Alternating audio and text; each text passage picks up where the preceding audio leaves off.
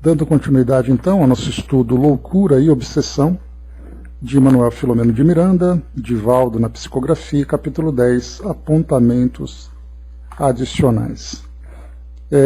Saindo, então, lá do centro, né, onde os trabalhos se desenvolviam,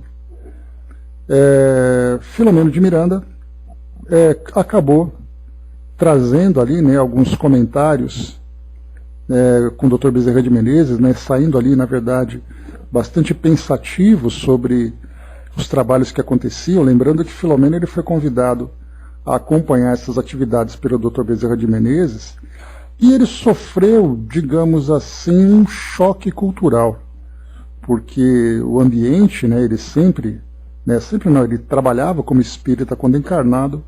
Quando desencarnado, deu continuidade a esse trabalho agora no plano espiritual, só que agora ele estava num centro de Umbanda, onde atividades de auxílio também aconteciam, mas recheadas, né, essas atividades recheadas de rituais, recheadas de uma visão completamente diferente, né? E a mesma coisa vai acontecer conosco, né? Então eu tenho um dos meus projetos pessoais, chegando do outro lado, é conhecer os bastidores, né, das mais variadas escolas espiritualistas. Esse é um projeto que eu tenho. E registrar isso também, né? Então, por exemplo, você, estando como espírito, trabalhador da seara espírita, você vai visitar, por exemplo, as atividades que acontecem dentro de um núcleo católico. Nós vamos encontrar ali os devotos, as pessoas pagando as suas promessas, fazendo os pedidos aos santos, devotando a sua fé ali com as suas práticas. E no plano espiritual nós veremos a grande mobilização de entidades, de espíritos, que, conscientes ali, estão auxiliando encarnados e desencarnados dentro daquele ambiente, dentro daquele universo. Saindo dali, nós vamos para uma igreja evangélica. E vamos encontrar ali os devotos, não buscando o amparo dos santos, porque não faz parte das suas práticas religiosas, mas buscando em Jesus, buscando no Espírito Santo e buscando em Deus o auxílio, e sendo ali todos nos bastidores desse trabalho, aquela mobilização de vários espíritos, também conscientes da sua condição de espíritos desencarnados e conhecedores do trabalho que está sendo feito, mas respeitando a linguagem do que acontece ali. Saindo, nós vamos para um templo, para uma mesquita, encontrando irmãos muçulmanos também com suas práticas, e nos bastidores a mesma coisa. Nós vamos encontrar numa sinagoga, nós vamos encontrar num templo budista, não importa. E nós veremos, o detalhe interessante é que nós percebemos que na essência o trabalho acontece com o mesmo objetivo, que é exatamente ali a prática daquela máxima que é o amor ao próximo, mas cada um professando a sua fé e cada um buscando os seus recursos a partir da sua própria cultura. E nós veremos isso também. Assim como outros espíritos que trabalham, por exemplo, em uma dessas escolas, fazem visitas a um centro espírita. E verão ali os espíritos espíritas trabalhando daquela forma, aqueles que são seguidores da doutrina espírita, aqueles espíritos que são auxiliados nos grupos de desobsessão ou de atendimento a espíritos sofredores, e verão ali também uma grande diferença na forma como as coisas acontecem. Mas essa diferença não desqualifica, mas simplesmente respeita o tempo evolutivo e a compreensão, né, de cada comunidade, de cada indivíduo. Então esse foi, né, na essência ali o bate-papo que eles tiveram, acrescentando e ampliando um pouco mais esse nosso entendimento. Então o que o Dr. Bezerra colocava era que muitos daqueles espíritos certamente estavam ainda presos a muitas ideias terrenas, que não conseguiam ainda se libertar daquela ideia da barganha, né, eu gostaria de fazer um trabalho, em troca eu faço alguma coisa, né, pessoas que estavam ainda presas em sentimentos ainda bastante primitivos, né, a forma como as coisas aconteciam, né, no caso, por exemplo, da Umbanda, as músicas, os adereços, né, os rituais que eram feitos, tudo isso, na verdade, é simplesmente uma cobertura do bolo, porque a massa é a mesma para todos, que é exatamente ali o exercício do amor pleno entre as criaturas, independente do plano onde elas se encontrem. Então esse foi a conversa que acabou então se desenvolvendo entre eles, né? E o Dr. Bezerra dizia, pois é, mami, e nós não podemos fazer isso também. Então, conforme até mesmo durante o diálogo que eles estavam desenvolvendo, o Dr. Bezerra dizia que nós não podemos chegar para as pessoas dizendo, olha, para de fazer isso que isso aí não adianta, não é assim que funciona. Mas, na verdade, né, fazendo com que ela vá se conscientizando e se transformando gradativamente. Né? Então, por isso, foi então apresentado para nós isso tanto para aqueles encarnados que buscam assistência e precisam de atendimento, como para aqueles espíritos que ainda, né, presos na ideia desses crimes morais que ainda praticam, né, num processo de obsessão, por exemplo, também precisam de esclarecimento. Então tudo isso foi discutido aqui nesse bate-papo, né, fora das atividades, porque eles voltariam naquele mesmo dia agora, saíram de madrugada, né, a gente lembra, e voltariam à noite para mais um dia, para encontrar ali novas atividades, para encontrar ali novas personagens. E no meio disso, então, a conversa se desenvolvia desse ponto. E ele continua. Ele diz assim, recordo-me de que, insisti com amabilidade, em nossas reuniões mediúnicas na Terra, apareciam com certa frequência espíritos que se diziam mandados para prejudicar determinados companheiros, narrando a forma como foram contratados e o que haviam ganho para o cometimento, devendo receber a parte final quando estivessem conhecidos os resultados danosos das suas empresas maléficas. Por diversas vezes acompanhei a técnica utilizada pelo dirigente José Petitinga, que nós já falamos sobre ele, né? Ele era presidente da União Espírita Baiana, quando o Filomeno de Miranda era encarnado, e depois de desencarnado eles continuaram se encontrando através do desdobramento, né, dos bastidores no plano espiritual, eles estavam juntos fazendo um trabalho como nós acompanhamos lá nos bastidores da obsessão. Então, por diversas vezes acompanhei a técnica utilizada pelo dirigente José Petitinga, que após dialogar no mesmo diapasão verbal, oferecia-lhes vantagens maiores, como a paz, o amparo de que pareciam necessitar, o alimento e o repouso a tanta faina, conseguindo não poucas vezes persuadi-los a uma mudança de atitude. Então aqui quando ele fala que dialogar no mesmo diapasão verbal, era da corda para o espírito. Ele dizia que ele era um espírito muito poderoso, que ele estava ali para poder cumprir um contrato, né, um pacto que foi feito, e ele recebia algo em troca, né? Então o José Petitinga, ele dizia, não, realmente você é um espírito que tem muito conhecimento, que tem muito poder, mas você não acha que a troca que você poderia ter seria muito mais importante para você mesmo, se você encontrasse paz no seu coração e tal? Então não era aquela coisa de dizer assim, olha, para de fazer isso porque isso não adianta, agora você está aqui e a coisa vai se resolver de outra forma.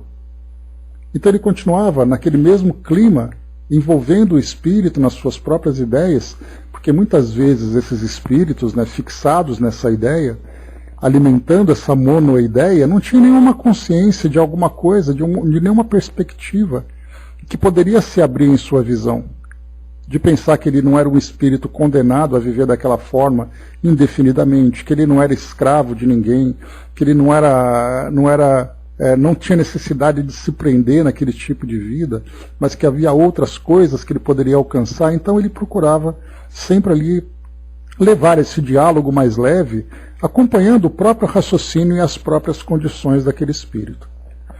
E o Filomeno segue.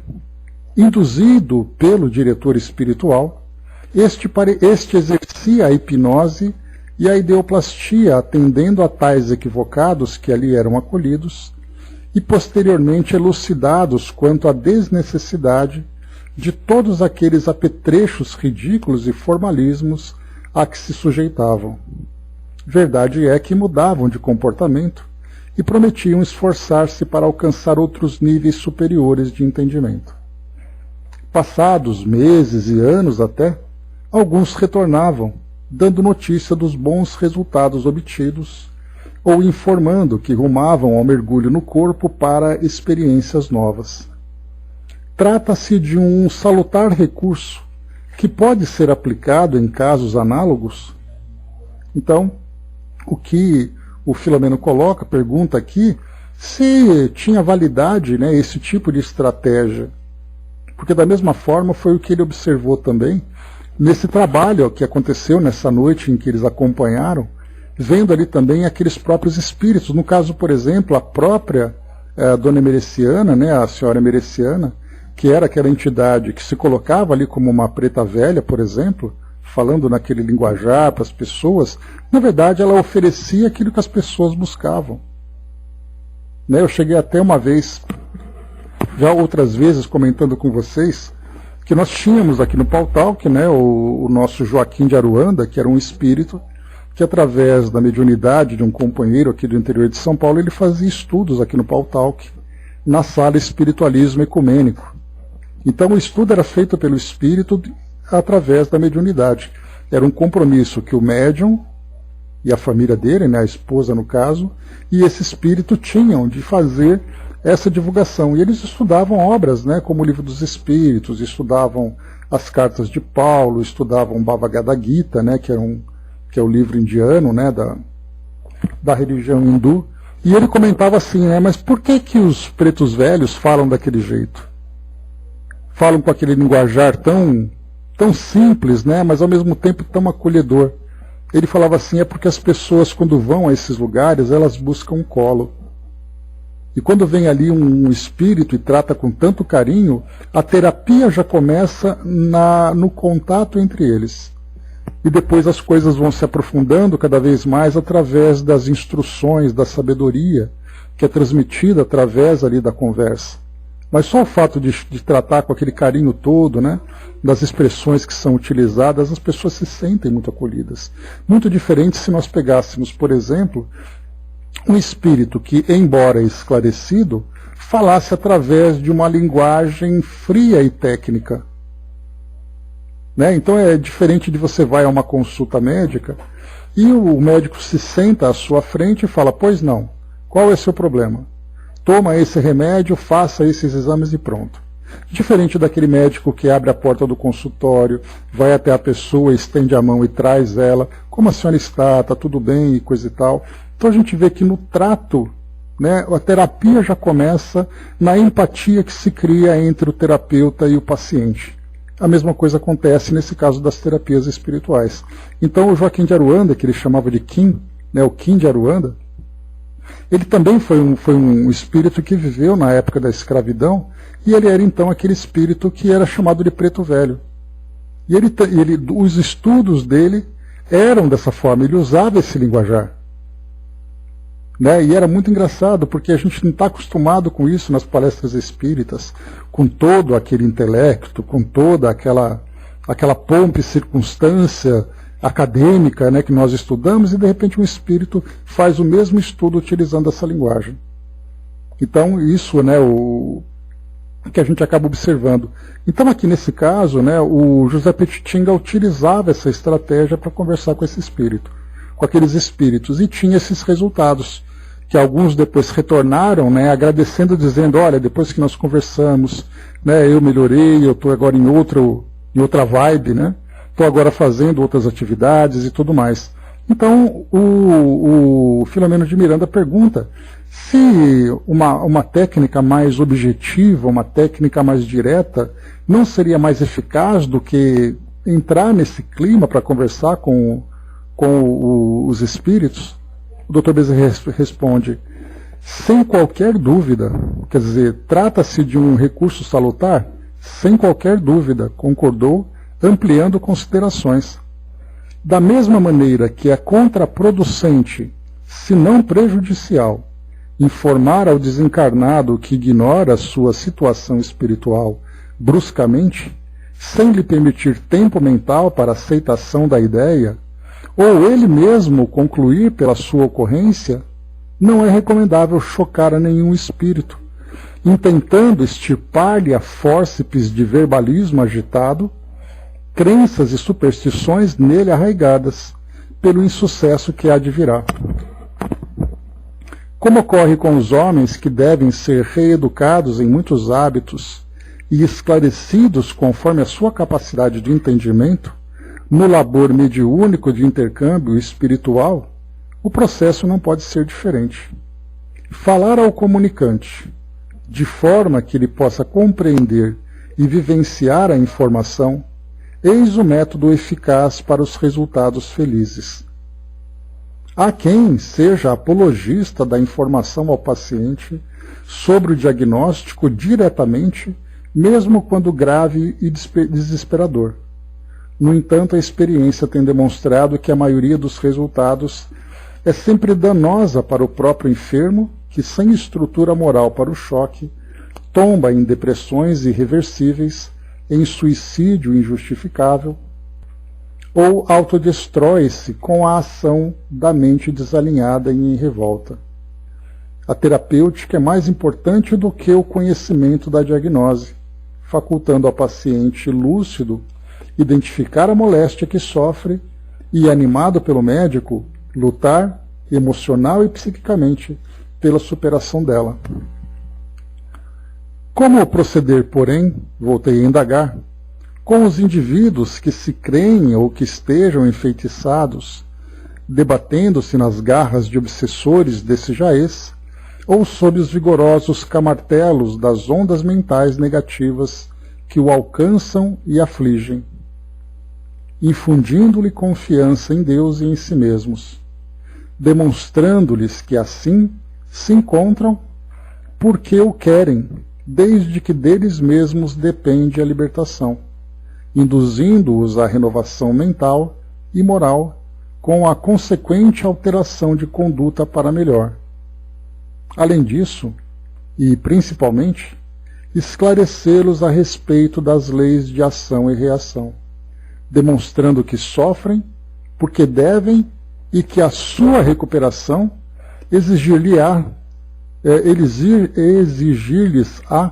correspondente esforço à gravidade em que se encontram. Concomitantemente, encaminhá-los ao estudo do Espiritismo, que os auxiliará no trabalho de libertação espiritual, armando-os de valores para as futuras lutas evolutivas. Então aqui, bom dia, Eden. Então aqui a gente vê, né, que o que é colocado para nós é que esse choque de verdade, né, porque a verdade ela pode ser como uma flor que você entrega para alguém, desde que essa verdade seja revestida, né, de respeito, de consideração, né, do amor mesmo, né? Então a verdade pode ser assim, mas a verdade também pode ser uma pedra quando você joga no rosto da pessoa, né, de uma forma dura, de uma forma seca. Então aqui inicialmente, quando um espírito se manifesta nessa condição de um obsessor, muitas vezes a ideia é: olha, você é o seguinte, você morreu, você já não é mais aqui da carne, você não tem nada para fazer aqui, e coisa e tal. Diferentemente dessa negociação que o José Petitinga demonstrava, né, que chamou a atenção aqui do Filomeno. E o Dr. Bezerra traz então esse exemplo do médico e do diagnóstico. Muitas vezes a terapia é muito mais importante do que você fazer revelações. Claro que o paciente tem o direito de saber, mas essa verdade, mais uma vez, ela pode ser uma flor ou pode ser uma pedra. E continua. E se os mesmos, no caso aqui daquele que se acredita enfeitiçado, trazer ali o esclarecimento para ele, né, de que tudo depende da sua própria força, da sua vontade, que existem recursos que ele pode utilizar para poder se livrar desse envolvimento psíquico, em que muitas vezes ele mesmo se encontra. E se os mesmos já se encontrarem em tratamento em núcleos de vinculação afro-brasileira, submetendo-se às práticas ali existentes. Então, se a pessoa está em tratamento, mas muitas vezes presas nessas práticas ritualísticas, acreditando, por exemplo, em superstições, em amuletos, em bengalas psíquicas que são criadas, que na verdade elas não trazem nenhum efeito, mas que para elas é muito importante. Quando ela coloca uma imagem dentro de casa, quando ela acende aquela vela, quando ela toma banho com uma determinada erva, não que as ervas não façam efeito, mas ele acredita que a prática é muito mais eficiente do que a fitoterapia de que ela está se beneficiando. Mas e nesse caso, quando a pessoa realmente acredita que isso é importante? Sem produzir-lhes choques desnecessários quanto à eficiência do método utilizado na área da fé, estimulá-los a dar mais amplos passos, fazendo que busquem o esclarecimento espírita que liberta para sempre, a fim de que, liberando-se de um problema, mas permanecendo nas atitudes levianas com que se comprazem, não venham a cair em mais graves dificuldades de solução mais complicada. Liberando os obsessos enfermos da alma das suas aflições, Jesus sempre recomendava uma terapia preventiva, propondo: não voltes a pecar, a fim de que não te aconteça algo pior.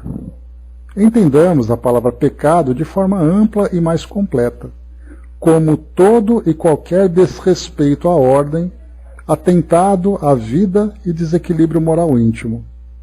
Esse retorno às baixas vibrações atrai ondas equivalentes e companheiros do mesmo teor. Então aqui, antes da gente continuar, nós tivemos aqui no diálogo também que o Dr. Bezerra tinha aqui trocado, né, com o Filomeno de Miranda. Ele tinha comentado aqui no final, né, então, com essas vibrações, porque eles tinham acabado, inclusive, de estudar, né, de acompanhar aquele companheiro, né, que era responsável pelo estudo daquelas magias, né, aquela magia chamada de negra e aquela magia chamada de branco, que nós entendemos que são técnicas, né, de fluidoterapia, de magnetismo, de fluidos e de hipnose, né, que são técnicas poderosas quando encontram aquelas mentes ainda fracas, aquelas mentes em desequilíbrio. E isso chamou a atenção do Filomeno, né, isso despertou essa ideia. Então, quando há esses envolvimentos com essas vítimas, a partir desses espíritos perseguidores, então o Filomeno ficou numa dúvida, né? Ele colocou assim: mas quer dizer que todos nós então estamos vulneráveis a isso? Quer dizer que todos nós podemos ser vítimas? Por isso ele perguntou: isso quer significar que todos aqueles que não possuem esses requisitos morais estão sujeitos a sofrer esses trabalhos que os alcançariam? E aí o Dr. Bezerra tinha explicado para ele aqui, fazendo essa recapitulação. Ele coloca: meu amigo, todos aqueles que se encontram em desalinho, em desatenção, estúrdios e frívolos, gozadores que exploram sem nada oferecer, os maus e viciados, nem necessitarão que se intentem prejudicar, pois que já se encontram mergulhados no mal que cultivam, tornando-se receptivos aos fenômenos com os quais se afinam. Então, por isso foi colocado para nós, bom dia, Cássio, foi colocado para nós, então, aqui, que basta a nossa própria vida, que ela já se transformará nesse ímã que vai, então, atrair para nós, né, vibrações e pessoas afins. Lembrem, né, gambá cheira gambá, como dizia a minha avó. Então, na verdade, somos nós que criamos os nossos próprios vínculos a partir do nosso estilo de vida, da nossa filosofia de vida, utilizando essa expressão que nós conversamos anteriormente, né? Então, uma filosofia de vida não precisa necessariamente ser nobre, pelo fato de se chamar filosofia.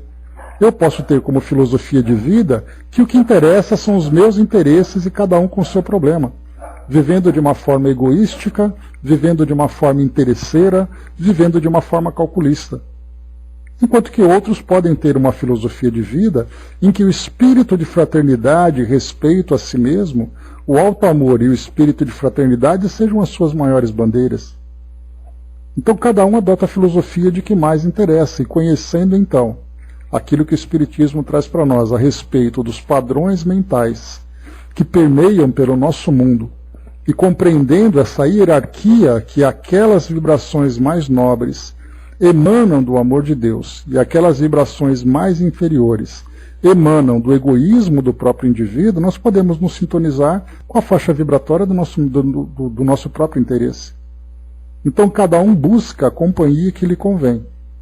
E cabe a nós que, mesmo que nós estejamos ainda nessa condição tão imperfeita, com muitas falhas, com muitos tropeços, mas que o nosso esforço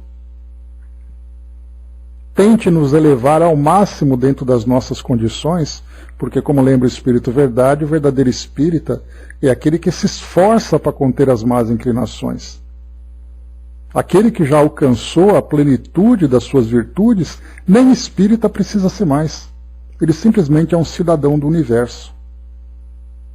Porque espírita somos nós que temos aqui essa filosofia que vai nos auxiliar na condução dessa nossa transformação. É essa nossa filosofia que vai nos auxiliar, mas no momento em que nós alcançamos esse estágio mais elevado, o espiritismo deixa de ser útil. Porque o espiritismo é uma relação que existe entre nós encarnados aqui do mundo físico e o mundo espiritual. Em mundos mais elevados, o espiritismo nem precisa mais existir. Porque lá a religião do amor, né, como a gente lembra que é a religião universal, essa já é plena para todos os indivíduos. E nós não precisamos estudar esse beabá que nós temos hoje. E todos aqueles que alcançaram essa dimensão elevada já superaram essas filosofias humanas, essas filosofias terrenas. Então, por isso é importante a gente lembrar sempre que somos nós que decidimos quais serão as companhias e quais são as sintonias que nós estabeleceremos. A Girina colocou, né? Cássio, bom dia. Acredito que tudo depende do pensamento equilibrado e o conhecimento, para não se deixar levar por determinadas orientações negativas, né? E na verdade, né, Angelina, a gente lembra, né, que esse pensamento equilibrado e o conhecimento é aquilo que vai nos conduzir de uma forma firme e realmente determinada por esse caminho de crescimento, porque o nosso mundo hoje, ele é um mundo que traz muitos estímulos para nós. Estímulos de queda, estímulos de medo, estímulos de culpa, e quando nós temos esse pensamento equilibrado e esse conhecimento, certamente nós sabemos que isso faz parte do ambiente onde nós vivemos, mas nós temos essa capacidade de não absorver isso, porque o impacto vai acontecer. Não é possível que nós não nos sujemos de lama caminhando por um terreno, né, molhado, enlameado. Nós vamos nos sujar. Mas nós teremos a capacidade de tirar essa roupa suja e vestir uma roupa limpa o tempo todo. Agora, há aqueles que se sujam e se jogam e continuam sujos. Exatamente porque falta muitas vezes não apenas o conhecimento, mas a própria vontade de se transformar. Porque essa vontade vai exigir de nós certamente muitos sacrifícios. Sacrifícios que exigirão renúncias de nós mesmos, renúncias daquilo que nos traz prazer. E quando eu falo em prazer, não é um prazer físico. Muitas vezes nós encontramos pessoas, por exemplo, que adoram criticar, apontar erros, usam celulares e redes sociais para ficar postando aquelas ideias sempre negativas, destrutivas. Isso para ele, por mais mórbido que seja, é prazeroso. E para ele se conter de assistir a uma situação e não emitir uma opinião destrutiva, para ele é um sacrifício enorme. Ele prefere continuar escrevendo. Ele prefere continuar tumultuando. Então aquele pensamento, aquela máxima que diz, se você não tem nada para dizer, fique quieto, é aquilo que não cabe para ele. Porque ele quer dizer, ele quer provocar, isso faz bem para ele. E cada um tem ali o seu jeito, né? Então nós vamos encontrar situações das mais variadas, né? Cada um encontrando prazer naquilo que lhe convém.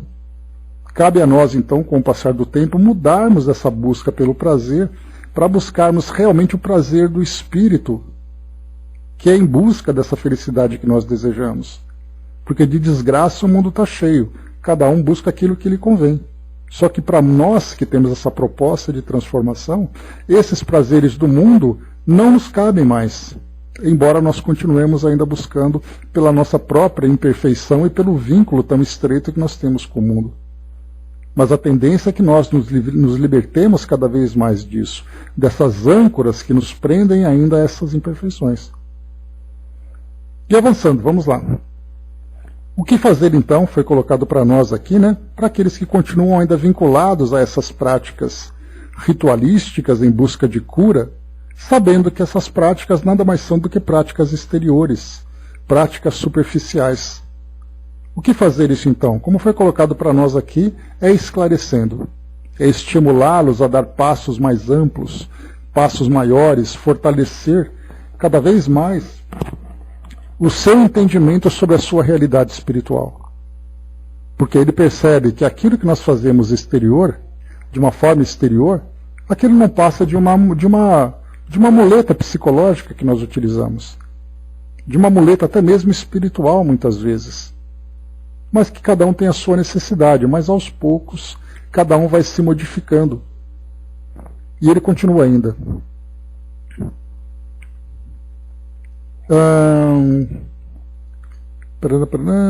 Tá. E as substâncias que muitos indivíduos usam para lograr resultados satisfatórios nos problemas dessa natureza. Essas substâncias, no caso, seriam aquilo que nós utilizamos, muitas vezes o álcool, ervas, tabagismo, substâncias em geral, que fazem parte das práticas ritualísticas. E ele continua. Acredito que, além do fator terapêutico que possam possuir, mesmo que ignorado, porém de resultado incontestável, a ação sugestiva da dependência psíquica e emocional responde pelo efeito sobre o paciente. Ocorre igual fenômeno com os espíritos que se alinham nessa conduta, acostumados com os métodos que eles atribuem desfecho relevante.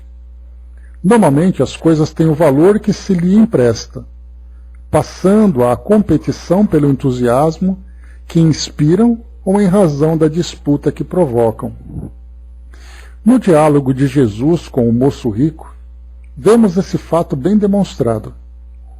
O jovem que parecia possuir todos os requisitos, entre aspas, para entrar no reino de Deus, porque respeitava a lei e os profetas, cumpria fielmente os mandamentos, não se apartara do apego às coisas materiais, levando o mestre a dizer-lhe: vai, vende tudo o que tens e dá aos pobres, vem e segue-me. O rapaz entristeceu-se e saiu, não mais voltou. A sua era uma virtude de adorno, inútil. Todos os valores que apregoava na fé tinham menos preço do que aquele que emprestava aos bens terrenos, que ficaram, depois da sua morte, para ele, sem qualquer valia. É claro que nesse trecho aqui, quando se fala, vende tudo o que tens e dá aos pobres e vem e segue-me, isso merece, claro, uma interpretação muito mais detalhada, muito mais profunda. Nem tudo, da forma como vem passada para nós, deve ser colocado ao pé da letra, até porque também a gente lembra que as propriedades terrenas também têm objetivos educativos. Então, na verdade, não é você simplesmente abrir mão de tudo, porque abrindo mão de tudo você pode, inclusive, comprometer o seu próprio planejamento reencarnatório. Mas é lidar de um modo diferente, sem o apego à matéria, mas saber administrar isso. E até mesmo, para muitas vezes, olha, muda seu estilo de vida, que isso vai certamente te fazer melhor. Mami colocou, sempre preciso me investigar quais as intenções com que faço as coisas, senão estou sendo superficial nas escolhas. Então, assim, a gente quer ir para o céu, mas ninguém quer morrer, Como dizia já lá nas letras da música, e nas letras daquela música, Então, o Evandro Mesquita reforçou isso. Então, assim, na verdade, a gente quer as facilidades do mundo, buscando, na verdade, também no mundo espiritual essas mesmas facilidades. E a riqueza se manifesta de várias formas, exatamente. Então não dá simplesmente para seguir ao pé da letra aqui, da forma como nós interpretamos. Mas ele segue.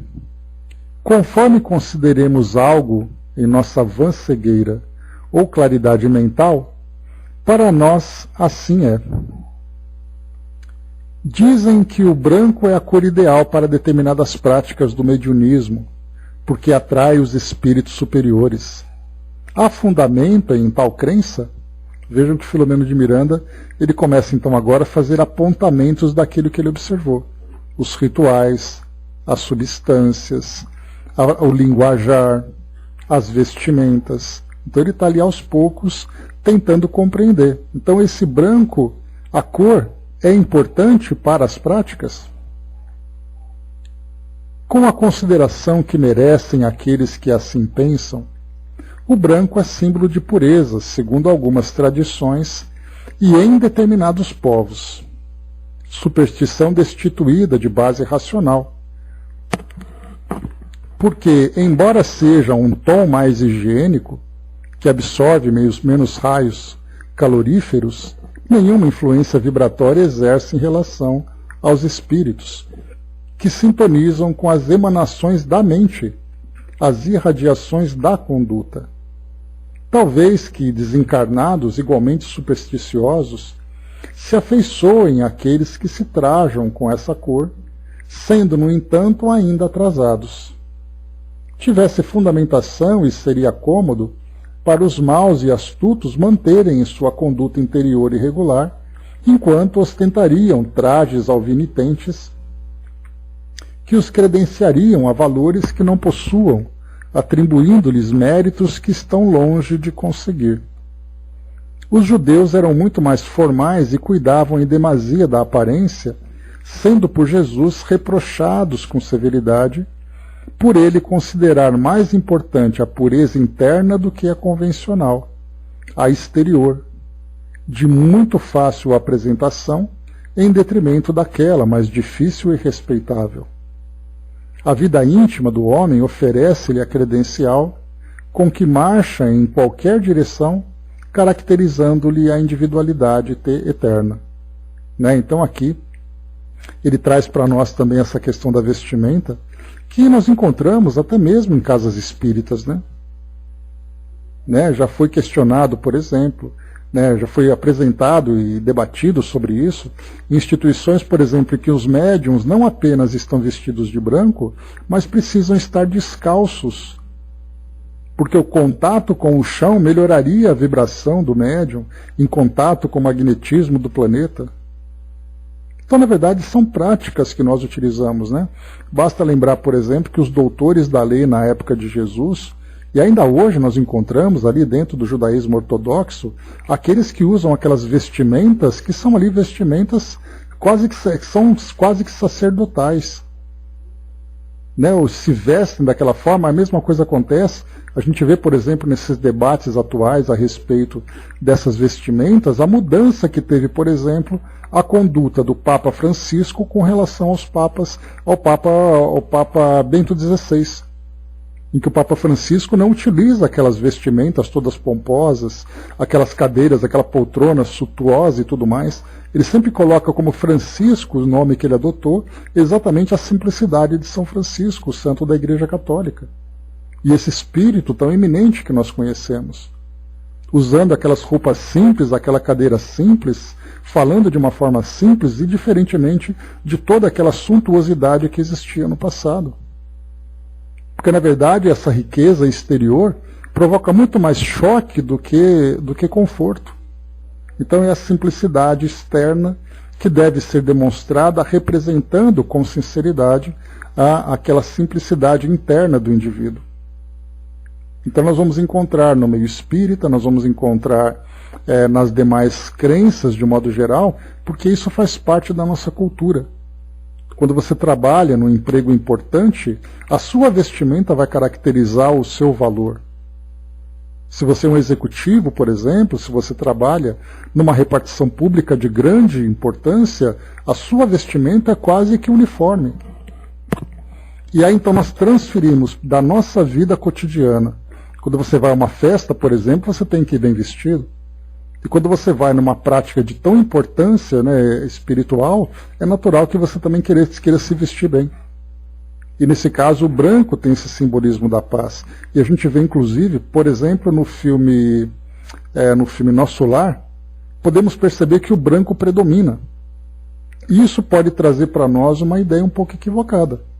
Significando que quando você for para o mundo espiritual, e a gente começa agora a pensar nos nossos amigos que nos acompanham aqui, lá do outro lado, todo mundo olhando para a própria roupa, perguntando se o branco é o uniforme geral de todo mundo. Quer dizer que você vai para o mundo espiritual, acabou, você só vai usar branco. Então a gente continua ainda trazendo essa ideia exterior para interferir, para influenciar no nosso conteúdo interior. Mas isso é muito natural, porque, mais uma vez, nós estamos encarnados. Estando encarnados, nós somos guiados pelos nossos sentidos. Esses sentidos, a nossa visão, a nossa audição, o olfato, o tato e paladar. E é natural que, pela nossa visão, nós vejamos à nossa volta o ambiente que nós construímos.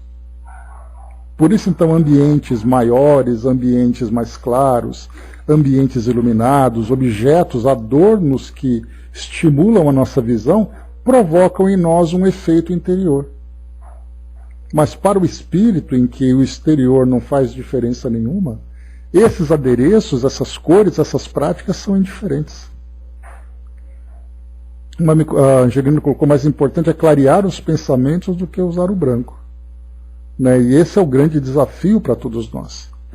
E ele segue para nós aqui ainda. Mas aqui o Dr. Bezerra lembra que isso não é uma crítica, porque muitas vezes nós temos, lembrem dessa expressão que eu sempre trago para vocês, materializar a nossa fé. O que significa materializar a nossa fé? Fazer com que a nossa fé, que é algo interior e subjetivo, se transforme numa manifestação exterior. Então eu preciso, por exemplo, para fortalecer a minha fé, segurar um livro sagrado. Eu preciso estar diante de um altar num ambiente que eu considero sagrado. Eu preciso estar numa postura ajoelhada, por exemplo, como acontece nas nossas práticas religiosas, ficarmos de joelhos para fazer uma prece. Quer dizer, então, que se eu ficar em pé fazendo a prece, não está bom. Se eu estiver sentado rezando para Deus, também não está bom, porque Ele não vai ouvir, só vai ouvir se eu estiver de joelhos. Mas para nós é importante. Porque são esses estímulos exteriores, usando os sentidos do nosso corpo físico, que nós vamos nos sentir mais fortalecidos. Por exemplo, fazer uma prece segurando uma vela. Isso não vai fazer diferença para a prece, mas para mim vai. É a mesma coisa que nós falamos, por exemplo, no dia de finados. Eu sou espírita, por que eu vou fazer no cemitério? Essa gente que vai no cemitério não tem o que fazer. Quem é você para dizer isso? Aquela pessoa vai porque ela se sente bem. Ela vai porque ainda gosta e ela tem que ser respeitada por isso. Ela se sente mais perto do familiar. Mas o familiar não está mais no cemitério. Mas ela precisa. Então, na verdade, cada um de nós tem o próprio tempo. E será através desse amadurecimento espiritual. E não pensemos que nós aqui hoje somos amadurecidos, porque nós temos ali uma série de bengalas psíquicas que nós utilizamos, até de uma forma inconsciente, de colocar um chaveirinho, de colocar um quadrinho em cima da mesa, de colocar um símbolo na carteira, na bolsa, qualquer coisa assim. Isso para nós também é algo que representa, que tem uma representação psicológica para nós. Nós somos seres movidos ainda por esses estímulos dentro da nossa condição. Quer uma coisa prática? Para terminarmos, por exemplo, um curso que nós fazemos, nós precisamos de formatura. Nós precisamos comemorar o aniversário. O que são isso? São rituais. Quer dizer que vela eu não posso usar, mas eu faço questão de comemorar o aniversário. O que seu aniversário é? Tantas voltas que o planeta deu enquanto você está vivo? E quando ele completa aquele dia de mais uma volta em torno do Sol, você celebra mais uma volta? Isso é o aniversário? Então nós estamos o tempo todo rodeados de símbolos, práticas, comportamentos que dizem respeito ainda à nossa condição. O importante é que, através do nosso amadurecimento, nós vamos gradualmente nos desprendendo principalmente dessas extravagâncias. Até o momento em que a gente vai deixando as coisas cada vez mais sutis, até que nós simplesmente nos libertamos. Quer um símbolo mais marcante do que a virada do ano? Do dia 31 de dezembro para o 1º de janeiro. Agora a minha vida vai ser diferente. Por que na semana anterior não foi? Por que você acha que na semana seguinte não será diferente também? Tem que esperar virar o calendário para isso? Isso é uma marca de um ritual tão forte em nós que nós não conseguimos nos libertar. O Natal é a mesma coisa. E por aí vai. Só citei algumas aqui para a gente poder nem lembrar. No início mesmo eu falei para vocês que amanhã vai ser 7 de setembro, que é a celebração da independência do Brasil dentro de uma data cívica. O que é essa data exatamente em relação à movimentação do universo? Enquanto os astros se mobilizam, as estrelas vão ali surgindo e desaparecendo, as galáxias movimentando, 7 de setembro tem importância. Importância para quem? Por isso a gente fala, né, de como são marcantes ainda esses símbolos, práticas e comportamentos que nós temos. O importante é que as extravagâncias vão deixando de existir conforme nós crescemos espiritualmente, conforme a gente vai amadurecendo psiquicamente. Dudu colocou: a saudade se manifesta na maneira que cada um precisa ter na sua forma dogmática, e isso tem que ser respeitado até um dia sair e se libertar. Né? Então isso é mesmo. Então, quer dizer, o importante é que nós nos observemos a partir do nosso crescimento espiritual e ao mesmo tempo que nós tenhamos um respeito máximo por aquilo que as pessoas fazem. Porque cada um tem a sua necessidade. Seja através da sua prática religiosa, seja através das atividades do seu dia a dia. Os eventos precisam nos chocar para nós nos modificarmos, né? Então, quer dizer, fazem parte ainda das necessidades do nosso mundo. Isso porque, mais uma vez, nós estamos muito ligados ao mundo material. E os eventos que acontecem no nosso mundo nos marcam de alguma forma. A partir do momento em que o espírito vai se desprendendo do mundo material e vai se tornando cada vez mais depurado, aquilo que acontece no mundo físico já não tem mais relevância nenhuma. Para nós tem, porque nós somos educados assim. Isso faz parte das nossas tradições. É algo cultural. E a cultura é uma força muito poderosa que nos influencia. Importante é fazer com que aquilo que nos provoca sofrimento, aquilo que nos prende, amarra, que nos impede de crescer, tudo isso seja transformado. Avançando, vamos lá. Por fim, e aqui o Filomeno traz mais um detalhe, indagaria quanto ao efeito real que produzem os defumadores, tão ao gosto de muitas seitas que os utilizam conforme algumas religiões o fazem, com incenso, a mirra e outras substâncias aromáticas. Esses dias mesmo, né, eu estava vendo a televisão e estava fazendo ali, mostrando uma... Teve um arcebispo aqui do Brasil, né, me esqueci o nome dele agora, que veio desencarnar na semana passada, ou retrasada, que foi muito marcante, né, ele fundou Dom Geraldo Mazella, esqueci o nome dele. Mas ele, então, ele foi fundador, do Dom Geraldo Magela, não é isso mesmo? Ele foi fundador da Pastoral da Criança, e quando ele desencarnou, é natural, né, que os jornais fizessem uma retrospectiva sobre a vida dele. E aí mostrou, na época em que ele, como arcebispo, estava celebrando uma missa, e ele estava com esse defumador, com essa mirra, né, balançando, né, aquele, né, eu não sei o nome exatamente daquele defumador, deve ser um nome mais técnico, e como da mesma forma que é interessante também, quando a gente vai para o Oriente Médio, lá naquela região da Palestina, né, ali na Cisjordânia, Israel, por ali, nós temos ali os nossos irmãos católicos ortodoxos. E é uma prática, inclusive até mesmo uma prática turística, que eles usam um defumador que deve ter ali uns 150 quilos. E esse defumador ele é pendurado numa corda que é estendida, né, no teto daquela catedral, e ficam ali vários, uma meia dúzia de homens segurando aquela corda e aquele negócio balançando, né? Isso, a mirra é uma planta, né? Turíbulo, obrigado, Dudu. Então, turíbulo, né? E então eles ficavam balançando aquele negócio de um lado para o outro, soltando uma fumaceira, e todo mundo tirando foto, filmando, se sentindo realmente envolvido por aquilo tudo. Né? Isso eu não aguentaria, né? Porque meu nariz é muito sensível, né? Meu olfato é muito sensível e para mim aquilo seria insufocante. Mas para eles era algo muito importante.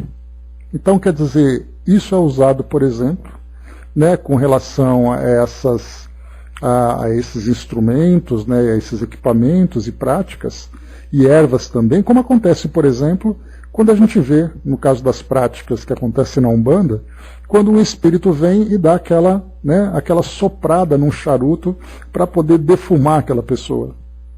que coisa que eu também não aguentaria, não suportaria. Mas aquilo faz parte de uma limpeza espiritual. É o que Filomeno pergunta aqui agora.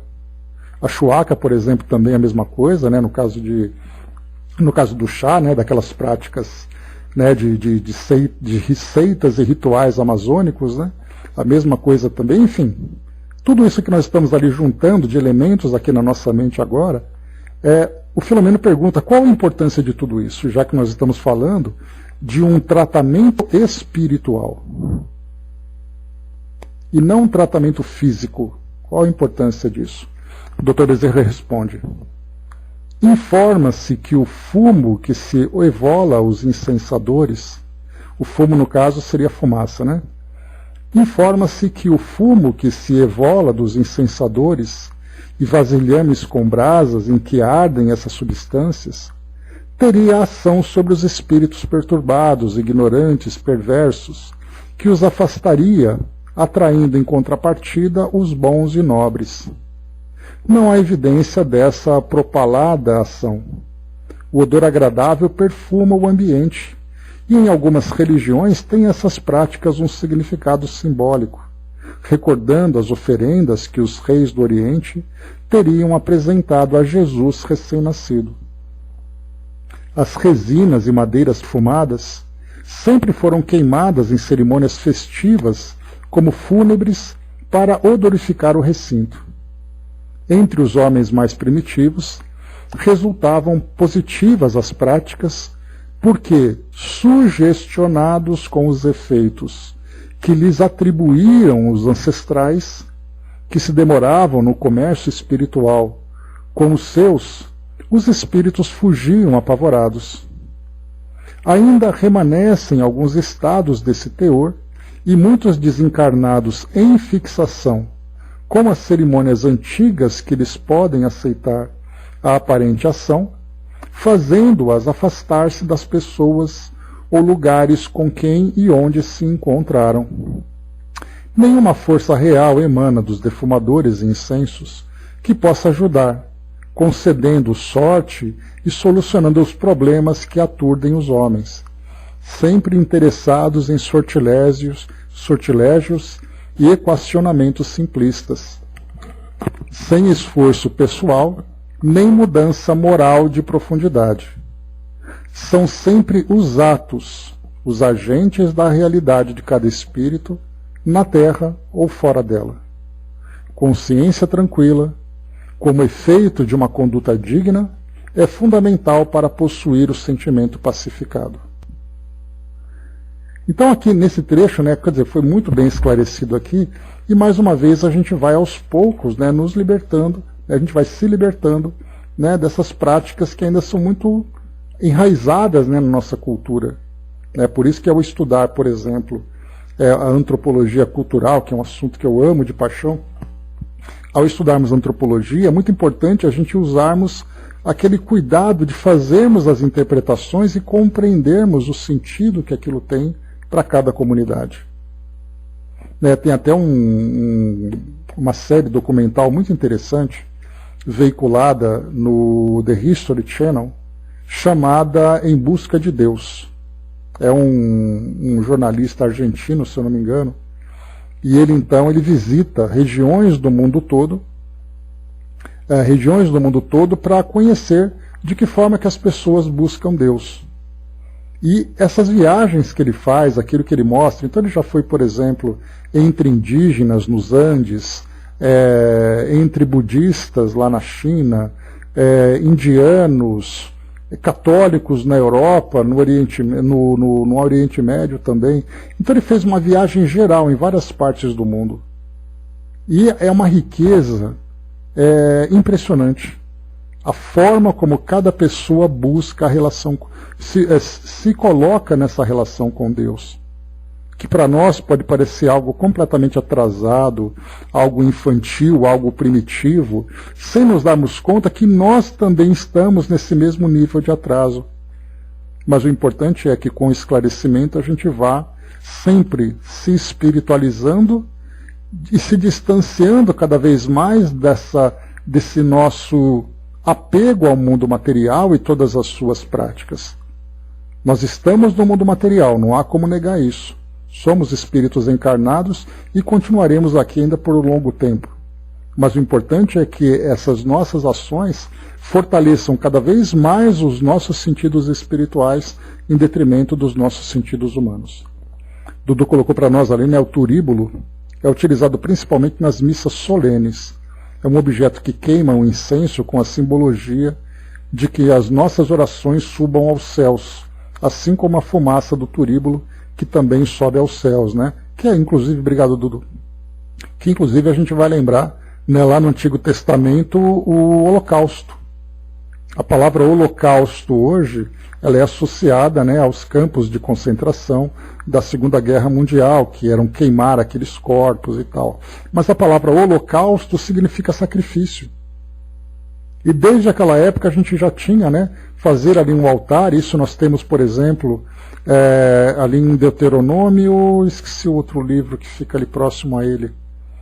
Era Gênesis, me esqueci o nome. Mas nesse livro é um livro de instruções, é um livro de regras que fala, por exemplo, qual é o tamanho do altar, de que forma que esse sacrifício deve ser feito, e através de queimar aquele sacrifício, e muitas vezes ali se debatia, né, inclusive naquela parte da mitologia de Caim e Abel, que enquanto Caim, que era o traidor, oferecia sacrifício animal, Abel, que era aquele que é considerado mais nobre, oferecia sacrifícios vegetais. Mas naquela época isso não tinha sentido. O que importa é que você colocava fogo naquelas oferendas e a fumaça subia aos céus, como sendo ali também ali você elevar esse sacrifício, elevar a essência desse sacrifício a Deus, essa oferenda que era feita. Mas enfim, isso faz parte das nossas tradições. Vamos encerrando por aqui, só para a gente concluir então. Terminada a elucidação pelo nobre e sábio instrutor, chegamos ao lar da família Viana. Lembra de Carlos, né, aquele jovem que foi com aquela esquizofrenia, aquela catatonia, logo do início aqui do nosso estudo? Então, terminada a elucidação pelo nobre e sábio instrutor, chegamos ao lar da família Viana, onde a viúva Catarina e o filho Carlos se encontravam recolhidos. O senhor Empódocles, né? Olha só que nome. Eu lembro do meu avô Apulcro, né? Já comentei com vocês. Imagina, uma criança chamada Apulcro, né? Mas meu avô era muito amoroso, então, tranquilo. O senhor Empódocles recebeu-nos com afeto e introduziu-nos no lar amigo, que seria também um reduto a que ele recolheria por algum tempo, correspondente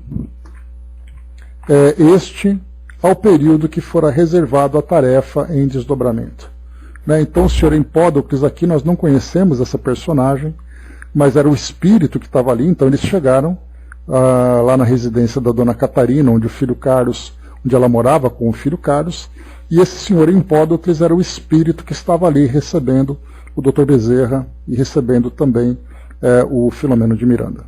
Então, meus amigos, próximo capítulo, capítulo 11, técnicas de libertação. Agora a gente vai trabalhar, né, o senhor Empódocles, logo aqui no começo fala que é o genitor, né, o pai de Carlos, né, quando encarnado, né, agora desencarnado ele é um trabalhador, afeiçoado ao bem, como é colocado logo no início aqui para nós. Mas técnicas de libertação, então a gente vai focar a partir do capítulo